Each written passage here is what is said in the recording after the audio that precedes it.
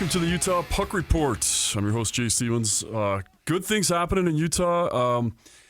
We're going to get to Utah women's hockey and the University of Utah in specific, but I want to first just pay a quick tribute. We lost one of my good friends and longtime hockey players and an original member of the firefighter team, the Hoses team. Phil Lords died on Sunday on the ice while playing hockey, and it's really shaken my part of the hockey community, and I just want to pay tribute to him and just tell you that he was an amazing professional. He served his community for 36 years as a firefighter and as an EMT, and he was always one that was just constantly teaching and constantly trying to learn and always trying to make his community better, and he'll be deeply missed. And sorry for that kind of sad intro but what you're doing today is Wednesday, February 7th, and it is National Women's in Sports Day. And so I thought it'd be awesome to get the University of Utah hockey representative out here. Rodney Stedt, the head coach of the women's hockey team. Rodney, thanks for being on the team. Yeah, thank you for having me.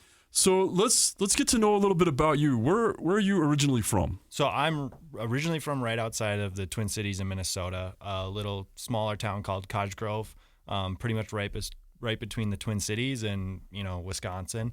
It's where I grew up. You can definitely say I had the Minnesota hockey upbringing, rink in the backyard, everything like that. So nice. Yeah. Nice. That's one thing that I've always wanted and I'm always gonna be jealous about is just being able to go outside and skate.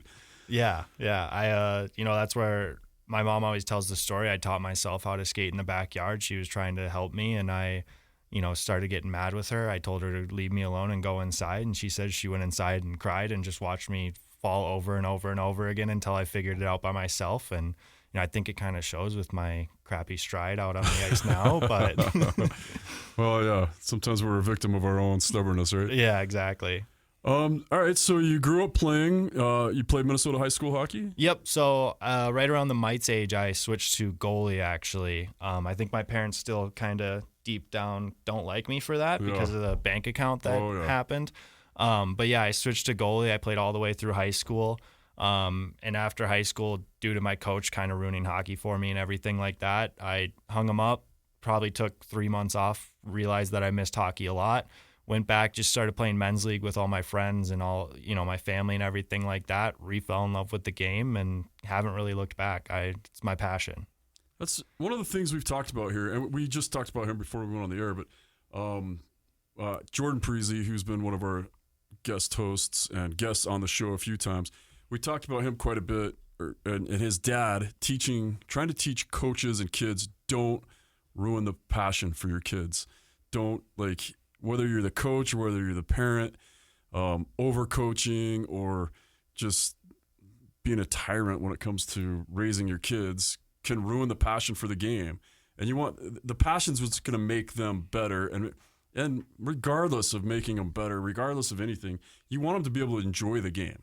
Like the passion part, that's what it should all be about. It's not about raising your kids to get a college scholarship or playing the NHL or the Women's Professional Hockey League now, which is an awesome, we're going to talk about that too, but it's about keeping that passion. So to hear that somebody ruined it for you, yeah, and now you're coaching, yeah, you play that into your coaching? Yeah, it goes back to when I first took the job as an assistant coach my first year 3 years ago.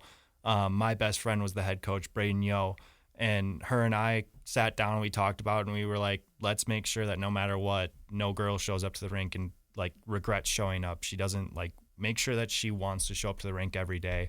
And we've kind of carried that over. She, left me this last summer to go finish her college degree, and she's living out in Madison now, but we still try to make it fun every single day. I want players to be excited to show up to the rink. I want them to have fun on the ice. We push them hard every day, but we're going to have fun the whole time we do it, whether that's them making fun of me or me making fun of them and vice versa. Right. And that's one of the things is when I was coaching, I just wanted the kids to have fun. And some parents really disagreed with my philosophy, but I was pretty successful in, one, keeping kids playing the game, getting kids back into the game, and then we had successful seasons too. And we created really good teams. Mm-hmm. We maybe weren't the best skill-wise, but the kids were bought in. They were having fun together. And, man, this game's so much like you can play such better hockey if you're having fun while you're doing it. Oh, yeah. And like I said, I quit pretty much because I lost my passion because of a coach that ruined it for me. And when I got back, I was like, I'm just going to do this for fun. And I felt like I became a better hockey player out of it. And we really push having fun and having a good culture on our team. And we'll have recruits out and they're weirded out at first because there aren't cliques on our hockey team. We have one clique. It's the entire team. Nice. And girls are like, I've never seen a team be so tightly bonded like yours before. This is totally something new and different, and I want to be a part of it. Very cool. Very cool. So you finish up, you pick up the pads again, you strap on the pads again, and now you're still in Minnesota playing men's league. But there's a couple pretty competitive men's leagues there. Were you in the like almost semi-pro men's leagues, or were you playing in those? I mean, I was playing in I think it was called the AHA at the time, and I was playing at like the B2 level, and the A level is all going to be ex-NCAA guys, pro guys, stuff like that. And I have a buddy who plays in the summer league at the A level, and they're talking about bringing in Jake Ottinger as their goalie this next summer. And I'm like, you're kidding me, right? Like, isn't he up for the Vezina right now? Yeah, and like it's just a bunch of guys that on his team that are all gophers and playing in the NHL, and he's playing with like Riley Tufte and stuff like that. Man. Yeah, and it's very interesting because we did a summer league, me, my brother, my buddy, and like a bunch of our family, and we go up to this game and playing at Blaine. It's not regulated or anything, and we play this team, and they're all players that are coming back from NHL pro camps for the summer, and we were just a bunch of guys that just were there to drink beer and have fun, and we were like, what is this? So the next week, one of the guys goes, can I bring my little brother with? We had no idea who this kid was. Shows up, he's got all St. Cloud State gear, goes out there, lights it up like crazy. We look him up after. It was Blake Lizotte was playing with us for the summer, and now he's playing for the Kings and being a difference maker for them, which is weird. Unreal. Those are crazy opportunities. I have kind of a similar story. Like, I was just with Jordan Parisi, and we were doing some stuff. My son was in a camp at Shattuck St. Mary's, and we went out to play, and they were like, hey, will you hop in the pipes and take some shots? We're just going to have some guys that are just trying to get a workout in for the day. And I'm like, yeah, sure, no problem. And I knew Zach Parisi was going to be there, and I knew that was going to be intense, and I knew that he was going to light me up. And he'd brought one of his friends, Chris Porter, who ended up playing like 12 years in the NHL also. But then they brought out these other kids that I'd never heard of, and this one kid was absolutely destroying me. And I'm like, who are these? This freaking high school kid. Like, I expected to get lit up by Zach Parisi. Yeah. But who's this high school kid? Oh, it's Nathan McKinnon. and it's like, oh, okay. Nobody had ever heard of him. Yeah. Like, he was just in high school at the time. And man, it's just amazing the difference that there is in those rinks there. Yeah. Like, as far as players go. All right. So back to your story. How do you end up in Utah? Yeah. So 4 years ago now, technically, my best friend, Braden Yo, got the head coaching job. She reached out to me and said, hey, I got this coaching job. I think you would be great. Come on, fly out, go on a visit. And I pretty much laughed her off right away.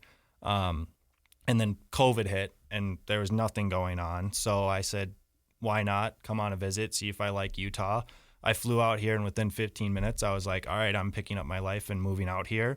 Went home, pretty much quit my job, told my parents I'm moving to Utah, and within a couple months, I picked up my entire life, moved out here, and we haven't looked back. What was it about Utah that you fell in love with so quick? It was just like the mountains and everything. Yeah. I love Minnesota and everything like that, but I feel like you're just kind of stuck in the mud there. All my friends are always doing the same things whenever I go back. And I just wanted to be different. And my parents say, when I was first born, they knew I was just going to leave right away. So they weren't surprised at all. They helped me move out here, and they got me out here, and they were like, you're never coming back, are you? And I said, unless it's a wedding, probably not. So I rarely go back home. I go home for Christmas pretty much. And if there's a big wedding, I'll go back to Minnesota. And Nice. that's about it. All right. So weren't you initially the goalie coach, or were you Yep. like a goalie assistant? Or Yeah, that first year was kind of, in the gray. I was a goalie coach and defensive coach at the time. And, then after that, Braden was like, why don't you just become my full-on assistant? So I went from goalie coach / assistant to assistant, still helping out with the goalies. And then she stepped away this past summer, and she said, I don't think anyone else deserves it better than you. And my first thing was, well, it's a women's game. Why not have a woman be the head coach? And she said, no, I think it should be your job. So I applied and went through everything and got it, which I think it's fun, but it's really stressful at the same time. Yeah. I remember talking to George and AJ when they were trying to decide who was going to be coaching those teams. And I think the men's team was going through some coaching changes as well. And just trying to figure out, like, who's going to be and your name kept coming up. And I'm like, I don't even know. Who's this guy? I've never heard of him. So it's cool, like, now to get to know your story and where you're from. And it helps growing up in hockey. A lot of us that grew up in Utah hockey, maybe we didn't have the best coaches around us. Like, my high school coach was a phenomenal person, was a huge impact in my life, but really didn't know anything about hockey. And he just did the best he could. And I don't regret having him as a coach for 1 minute, but if it was just, I needed him as a person in my life, but I didn't, like, there were a lot of other hockey choices. Yeah. Well, actually, there were no other hockey choices. And so he was the best person for the job, and he did an amazing job, but he didn't have any hockey knowledge. And so he was just doing the best he could. And that's a huge difference, right? You still need to go in. You still need to have that. That's the part a lot of people forget about, right, is that you're not just a coach. I was just listening to somebody talk about this a minute ago. Like, you shouldn't call them coaches because they're managers. Because especially at your level, you're doing so many different jobs. Oh, yeah. So you're managing the team, you're managing the players, then you go out and you coach on the ice, but then you got to manage, like, you got to create all this stuff. And then you got to have an impact on all their lives. Yeah. A positive impact. You got to try to help them. And now you've got, grades, and you've got all this other stuff you've got to manage.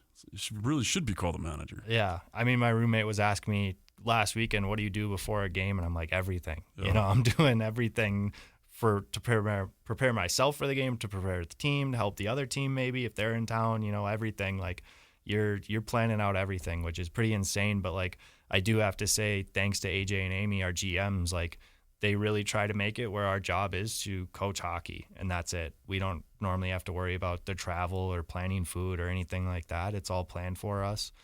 We get an itinerary if we're on the road, and we're set to go. Wow, that's awesome. Yeah. And AJ's always been very, very studious and very organized when it comes to all that stuff. So that's good. Oh, yeah. We definitely didn't have that when I was playing in the ACHA. We were just doing the best we could. So tell us more about, like, the women's hockey program at the U. How many years has it been around, and where do you recruit from? Yeah, so this is technically our 4th year in existence. 3 years with me. The first year was the year before COVID. COVID stopped everything. We came in after COVID, and we're kind of just growing every single year. But is getting bigger and bigger every single year. It's crazy to see how quickly you can build something if you're hopefully doing it in the right way, right? But we have plenty of girls from all over the nation. I think program wide we have 48 out of the 50 states covered. We have a girl from Minnesota on the team, a couple girls out of California, Arizona, Wyoming, Montana. We got a girl from Australia on the team. So it is kind of, skewed all over. And our view is we don't care where we recruit from, as long as you're a great hockey player and an even better person off the ice. Yeah, I'm looking at your roster right now, and you're right. California, Arizona, Minnesota, Texas. But it's good. You got a lot of Utah players on there, too. A lot of Utah-born players. Yeah, in the past we've had a lot of Utah players, and I expect next year to even add even more. Women's hockey in Utah is fastly growing. And there's a lot of players that I'd like to keep in state instead of losing them to NCAA teams. Yeah. I know the men's team's trying to go NCAA. It only makes sense that the women's team's trying as well. And do you guys talk about that? We've been talking about it a little bit. I always refer to it as like it's like the Office meme where they're all doing the finger guns at each other right now in the West on who's going to go NCAA first after ASU went. And the big talk is it's going to be UNLV or University of Arizona next. And I think once we get a couple more men's programs out here, then the women's teams will start going. everything I've heard from the university right now is if we're going to go NCAA, they want both the men's and women's at the same time. Yeah, it almost has to be these days, right? Yeah. Does Arizona State have a women's team? They have a ACHA women's team. Okay. Yeah. And I've been doing a ton of research into the programs that are trying to get in there too, and it seems like Cal's right there, UCLA, all these other teams are really trying. What other of these programs have women's teams right now? Like, who's in your conference? Yeah, so our conference is the WWCHL, so that's the Western Women's Collegiate Hockey League. As of right now, it's us, Denver, Colorado State, Colorado Boulder, ASU, and then GCU also down in Arizona. Next year, we should have Montana State joining, and also University of Arizona is forming a team right now to start next year. Oh, wow. Yep. Do you think that hurts your recruiting since you're taking players out of there? Kind of a little bit. I mean, we've kind of moved more east with our recruiting this past year. With me being from Minnesota, I'm pretty biased that I want Minnesotans on my team. Oh. So we've got a lot of interest out of Minnesota recently. So we're really trying to lock down a lot of those players. But like, I'll talk to a girl that I already have committed, and she's like, "Well, University of Arizona was trying to get me too," and I was like, "Why? Yeah, Come on." There's no real mountains there. Like, Yeah. And I always tell them, well, it's only desert and trash down there. Don't go down there, like it's ugly down there. So, but ASU and University of Arizona do take a lot of our recruits. Wow. And Braden's helping you recruit. Where is she at now? So she's in Madison right now. Okay. And so she's trying to get you some Wisconsin girls? Yep. So whenever she's got free time, she's bouncing around rink to rink looking for players for us. Which really helps because being out here, it's hard to get out there, right, and actually see some players live. I like to see my players live and recruits live before I get them committed. You can only see so much video, but I find when you actually see them live, it's better than seeing them on video because you never really know what. Yeah, because anybody can send you highlights and show their best. It's like I'm self-confessing here. This is how good I am, and they leave out all the bad bad stuff. habits or whatever. So like, what tournaments are you able to recruit at? Yeah. You go to women's AAA tournaments, or is it AA or what? So we go to a big one we've been going to the past couple of years is the Jog Showcase out of Chicago, and that's specifically for ACHA teams to go to recruit at. It's growing this year. There's going to be one in Chicago, Michigan. I think there's one in Vegas and another one in California, if I'm correct. Oh, wow. And they're blowing it up. They want a lot of kids now are looking to go ACHA over NCAA. So we've been recruiting at those a lot in the past couple of years. And then every year when I go home for Christmas, I normally go for like a week and a half. In Minnesota high school, we'll do weekend or holiday tournaments, and you can pretty much go to whatever rink, and there's games going on all day. Oh, that's amazing. And you said something that I think a lot of people are going to not believe. You said that players are looking that someone would prefer to go to NCAA or go ACHA over NCAA, and I mean more and more that's really true. And it comes down to these schools. A lot of these schools, NCAA Division III or whatever, and you've never heard of these schools, but they have a program, and then you're like, oh, I get to go play hockey there. They gave me 1/5 scholarship or no scholarship, and it's $70,000 a year to go there. Yep. Or I could go to the U for $14,000 and and play ACHA. Like the women's Division I is probably pretty competitive with some of the NCAA teams. Yeah, I mean Liberty they'll play NCAA teams every year, and they normally blow them out of the water like 11-0. So a lot of players now are going, well, why? We always tell them, why go to a school in the middle of a cornfield that no one's ever heard about, and it's $70,000 a year when you could come to Utah and play all the big schools everyone's heard about, and then your tuition also drops to $9,000 after the first year. Yeah. And you're getting a top 10 education in the United States, the number 1 ranked public university in the West. And players go, that does sound pretty nice. Yeah, They're thinking more about life after hockey and not just hockey at the moment. And they're thinking, I need to find the school that's going to fit me the best.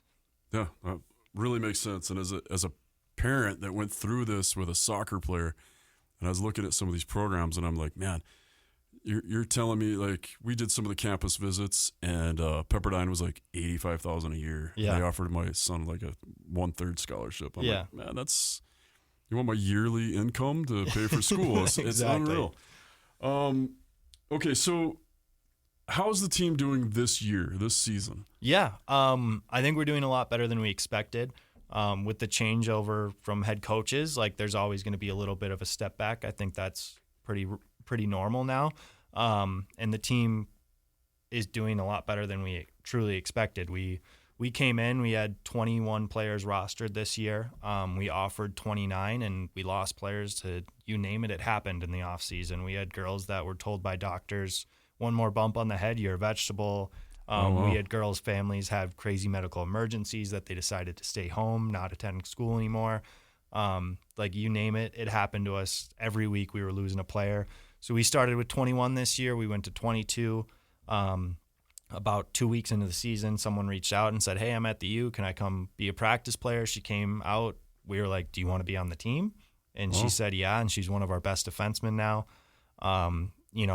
We're playing in the W. We're hopefully making the conference playoffs this coming month. This big weekend we got up is Denver. We got to beat them. We need to sweep them. Girls know that. We know that we need to go do that this weekend. We'll most likely come into the conference playoffs as a 3rd seed, but we're exceeding expectations every week. Have you guys played Denver already this season? No, we haven't played them this year, but we know they're deeper than they have been in the past. So what the heck happened last week with Colorado? Like, I was just like looking at the stuff that is getting posted online, and I'm like, this doesn't add up. Like, this was a big game. Yeah.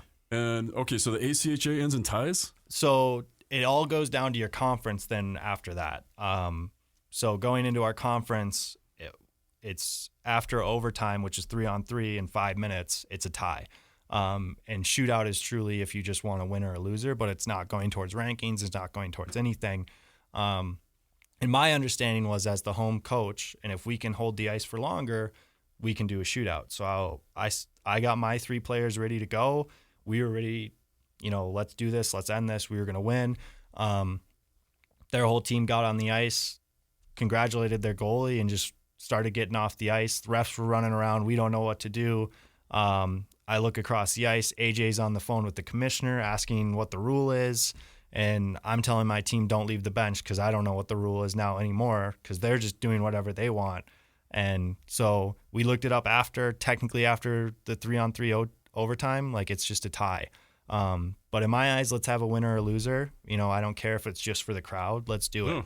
You guys had a decent crowd, right? Yeah, we had a youth night that night, so we had a bunch of the youth teams out from Ogden, Idaho, Vegas, and I think a Colorado team came out too. It was a bunch of like 10U girls that were all there. That was super exciting. I know a lot of students were there, and it got loud when Boulder decided to get off the ice. Like there was a lot of boos. Did you get a chance to talk to the Boulder coach before all this, or like, okay, it's overtime. Hey, we're going to shootout. Did you get a chance to talk to him?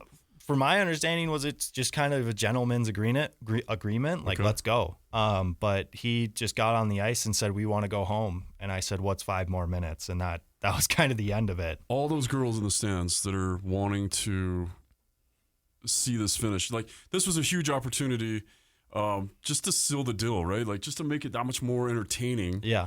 And to really send these girls home with a cool memory. Yeah. Instead, with that decision, you send them home with just a little bit of a bitter taste. Like it's a frustrating memory. Yeah, and it hurts even more because that morning, a bunch of our team went to watch those girls play in the morning, did a meet and greet after. All these girls were cheering us on, and then they, CU Boulder decides to do that. And it is kind of sad because, we're finally showing girls in the West that there is college hockey and, there is another level to this. And this is why you work hard. This is why you have fun with it. And then it ends like that. So speaking of another level, now there's pro hockey for women. Yep. Does that conversation come up where your girls are like, hey, I need to start getting game tape to Toronto? Or, there's a team I want to play for. Are they looking, are most of your girls wanting to play further, or are they wanting just to get their degree and be done? I think a lot of my team, right now, their view is I want to get my degree and probably just switch over to beer league. Yeah. And have fun after that. I'm sure that a couple girls on my team could definitely go play professional if they wanted to, but depending on where that is, whether that's overseas or in the PWHL, if I'm correct. Yep. Sorry, they've changed their name a lot Yeah, recently. yeah. So. Because it's not like this is the first attempt at it, but this is the best funded attempt at it. Exactly. And it looks like it's going to stick around. Yeah. Which is cool, and it's cool, but there's not a minor league part to it, so that it's not like, okay, I didn't make that team, so I guess you could go to Europe and try it there, but yeah, it's just such a cool opportunity for girls to see that there's a chance after, and I'm excited to see them like be able to play in college, and I've played against some of the women. Well, I played against Braden. And I've played against some of the other women that are here, and they get it. They're smart. They're lighting me up, and it's like, this is cool. We're growing the game, and it's always been important to me to grow the game. I want everybody to be able to play. Yeah. And to have these opportunities and to see, I'm so proud of the University of Utah for like developing this program and being the first. They're the pioneers here. I don't know. It seems like a grand slam for Weber State to just have a team. Yeah. Like on that campus, in that rink, yeah, 2 sheets of ice. Apparently, the year before I came, UVU tried to make a team the same year we did, and they just kind of crashed and burned right away. And I don't know what happened there, but women's hockey is apparently the fastest growing sport in the nation right now, and especially in the West. So there are a lot of girls that are here that want to stay here or are from California, Arizona, Montana, Wyoming. Like they want to find a school that's close to home and still play hockey.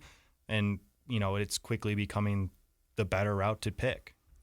Speaking of that, you've got a couple girls from California that are also world-class roller hockey players. Yeah. Eileen and Amel. They're set of twins. We got 2 years ago, they came into us as freshmen, and we were trying so hard to recruit them.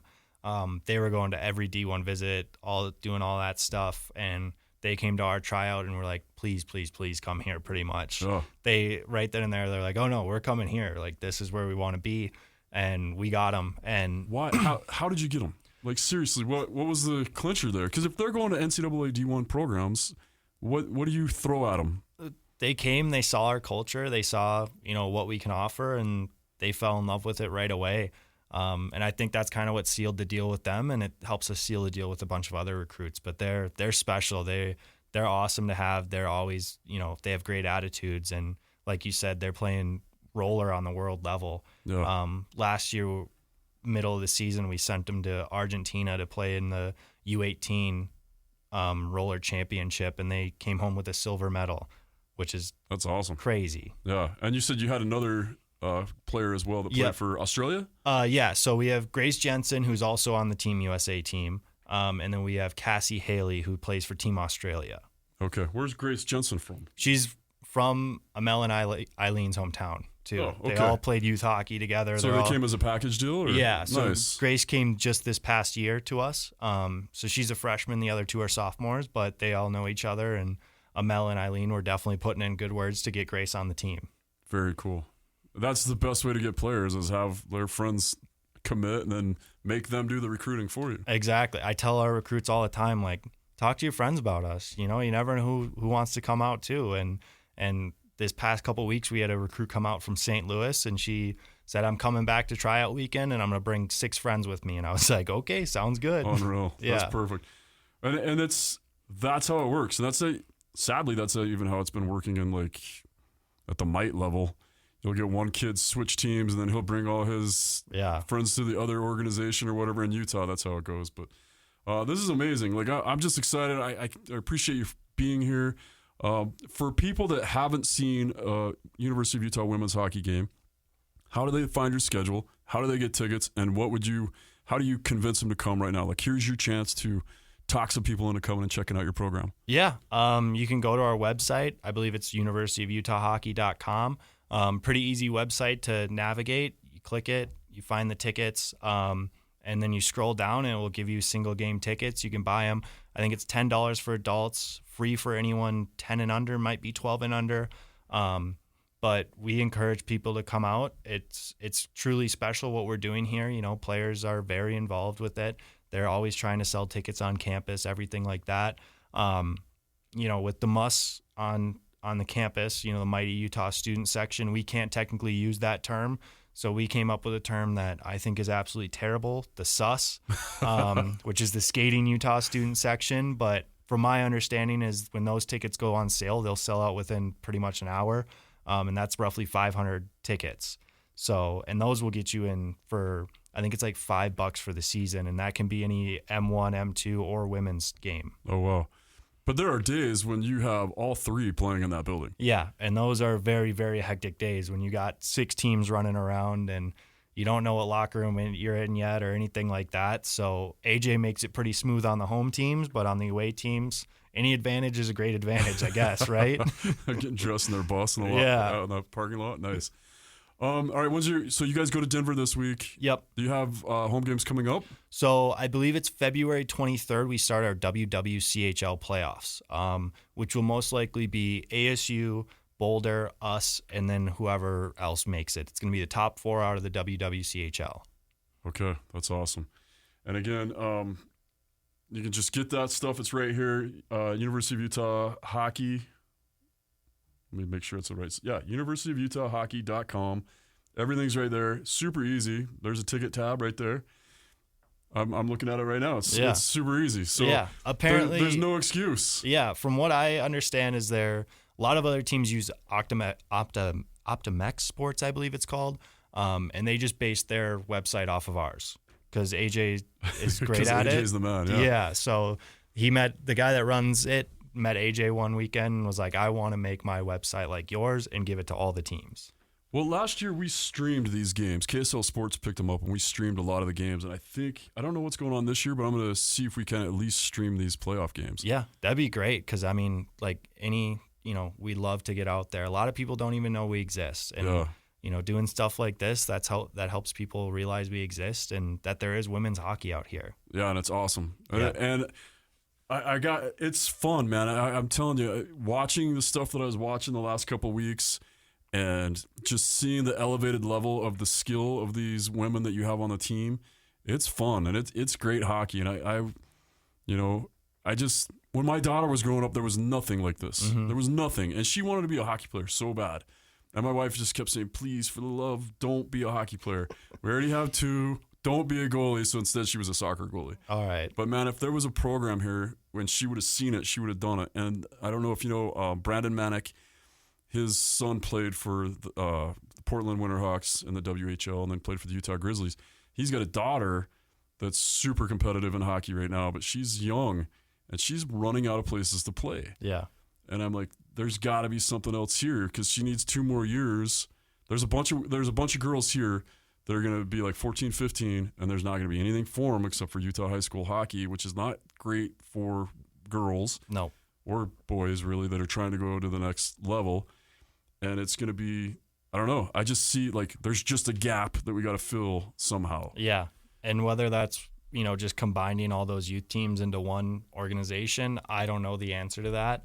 I try to stay out of it. I help with the Lady Grizz a lot, but because I know there's the Ogden Mustangs, there's Lady Grizz, and then there's another team in Bountiful, if I'm correct. I don't. Maybe. I had them all on the program a few weeks ago. We were just talking about the same thing. We're like, we got to bridge this gap because there's a lot of girls coming up. Yep. And hopefully all those girls come to your games and see and take those opportunities. So if you're a parent and you're listening to this and you have a young female that wants to keep playing hockey or wants to even get into it, come see what it's like at its top level in the state. Come check out the University of Utah women's hockey team. Yeah, I mean, we got girls that had NCAA offers that play on our team, so it is pretty crazy how good some of these players are. It is, and those roller hockey players. I was showing my son last night. I'm like, these girls are going to be on the show. I think we're going to have them on next week or the week after, just to talk about roller hockey.